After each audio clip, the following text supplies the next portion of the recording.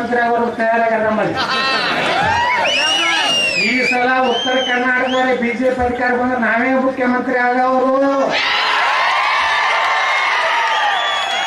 ನಾವು ನಿಮ್ಮ ಮನೆ ಕಾಯುವುದಿಲ್ಲ, ನಿಮಗೆ ಅಪ್ಪಾಜಿ ತಂದು ಕಾಲು ಮುಗಿ ಮಗನ ಅಲ್ಲ. ಯಾಕೆ ನಾವು ಆಗ್ಬಾರ್ದು? ಏನು ಕಡಿಮೆ ದುಡ್ಡಿ ಮಾಡಿ ನಿಮ್ಮ ಮಂದಿ ತಲೆಗೋಡ್ಸೋ ಗೆಳೆಯಕ್ಕೆ ನಾವು ಅಲ್ಲ. ದೇವ್ರು ನಮ್ಗೆ ಕೊಟ್ಟಾರ, ನಮ್ಗೆಲ್ಲ ಐತಿ.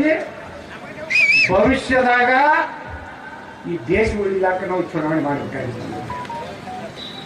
ದೇಶ ಉಳಿದ್ರೆ ನಾವು ಉಳಿತೀವಿ. ದೇಶ ಉಳಿಲಿಲ್ಲ, ನಮ್ಮ ಧರ್ಮನೇ ಉಳಿಲಿಲ್ಲ ಅಂದ್ರೆ ನಾವು ಬರೀ ಜಾತಿ ಮಾಡ್ಕೊಂಡು